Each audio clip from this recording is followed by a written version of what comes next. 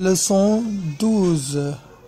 page 34 les deux complices mooy ñaari woyu complot yi ñaari xam dañoo complot ñoo juboo ci def mel ni mbir. Au milieu de la cour, Sidi, Salif et leurs amis jouent au billes.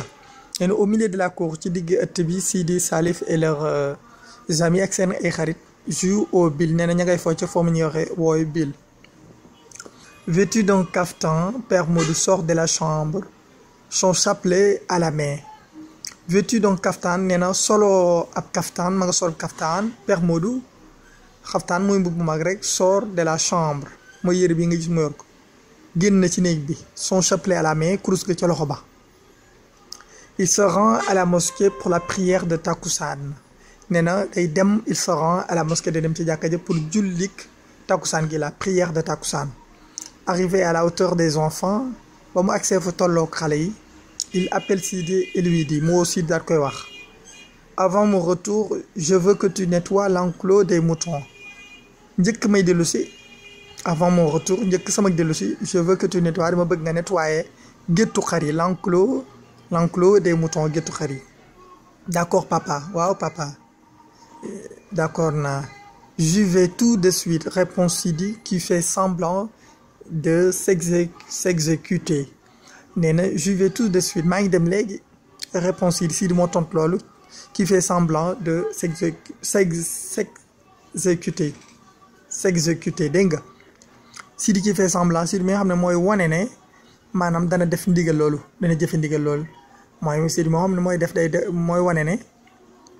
mooy def ne mel ne day jëfe ndigal loolu mooy qui fait semblant de s'exécuter wane ne dana jëfe loolu.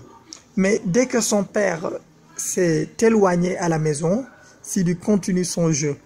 mais waaye dès que son père fa nga xamee ne papam s'est éloigné de la maison sori na kër gi Sidi continue son jeu. Sidi wéyal am forme très absorbé par cette partie mais na mu occupé wu loolu ci partie boobu. Il ne se rend pas compte du temps qui passe nee na bàyyul xel sax ci temps bi wéy. Vas-y Ansu c'est à toi de jouer Ansu ay ci yow la yow yaa war a jouer. À ce moment arrive Salif qui demande à son frère nee na à ce moment ci jamono jooju arrive Salif mi wax mi laaj qui demande à son frère mi laaj frère am rakam bi mbokk mu góor moomu as-tu fini de nettoyer l'enclos des moutons ndax nettoyer nga géttu xar yi ba noppi jeexal nga setalaat buub géttu xar yi ba noppi. Sidi se redresse brusquement et le regarde affolé nee na Sidi daal di jug rapidement brusquement ci saasa il le regarde affolé neen di ko xool boo xam dafa affolé xeetu jaaxle. Il ne faut rien dire à papa supplia-t-il nee na ko war a wax papa dara mu supplier bu ñu ne supplier mooy demande avec insistance mooy ngay sàkku ci nit ba pare di ci insister moo tax supplia-t-il. Après je te supplie da nga koy seetaan ci film yeeg yooyu mooy yaa ngi koy laaj dangay sax tubaab bi bu ñu koy def di wàcc ba ci suuf di sukk ngir bëgg ñu jéggalee loon. Après un moment d'hésitation Salif lui répond d'un air malicieux nee na après un moment ci moment bu ñuy hésiter bu muy déng mooy hésitation Salif daal di tontu ci anam goo xamee ne nag anam goo xam ne yaa ngay laqale ak caay-caay yaa ngi yàqaale ak reetaane ak moquerie waaw d'un air malicieux mooy ci anam saay daal.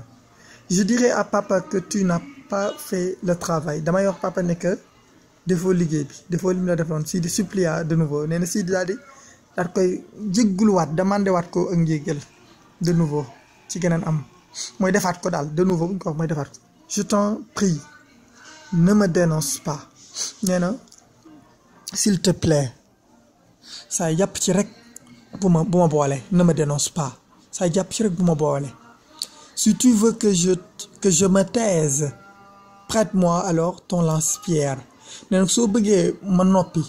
abal ma prête-moi ton lance-pierre abal ma sa li ñu naan lance-pierre yooyu ñu daan jame picc yi te muy doon ak affaire laskit bu ñuy takk noonu defar ko ab bopp di ci dugal xeer wa di ko kii xam nañ ko. Sidi alla rapidement chercher le jouet qu'il n'avait jamais voulu lui prêter ne Sidi daa dem rapidement ci saasa ci bu gaaw seeti chercher le jouet seeti fowukaay boobu qu'il n'avait jamais bi nga xam ne mosut a bëgg mukk abal ko lui prêter. Tiens, mais garde-toi si tu me dénonces nee na am tiens am mais garde-toi mais watul sa bopp nag gare à toi watul sa bopp nag si tu me dénonces soo ma boolee. À son retour de la mosquée, Père Modou jette un coup d'œil dans l'enclos et il constate que rien n'a été fait. nee na à son retour de la mosquée bi Père Modou jugee ca jàkka ja à la mosquée de la mosquée ba mu jugee ca jumaa ja wala jàkka ja Père Modou jette un coup d'œil daal di xool daal di gendiku jeter un coup d'œil mooy nga xool rek gendiku dans l'enclos daal di xool seetlu gétt gi et il constate mu seetlu ne que rien n'a été fait ne dara defuñ ko fa il appelle aussitôt Sidi mu woo ci saasa Sidi. Je ne t'avais pas demandé de nettoyer l'enclos waxuma sakku ma woon ci yow nga buub gétt gi lui lança-t-il mu wax ko lool. J'ai voulu le faire mais je n'ai pas pu trouver le râteau nee na bëggoon naa ko def je voulais le faire bëggoon naa ko def mais je n'ai pas pu trouver le râteau ne mais gisuma râteau bi. Se tournant aussitôt vers son frère il ajouta n'est-ce pas Salif nee na mu tourné ca saasa jëm ca frère am boobu mbokk mu góor moom daa dolli il ajouta daa dolli n'est-ce pas Salif demeewul noonu Salif. Mais dans le regard fuyant de Salif nee na ci regaaru xoolub Salif bu daw boobu bu ragal boobu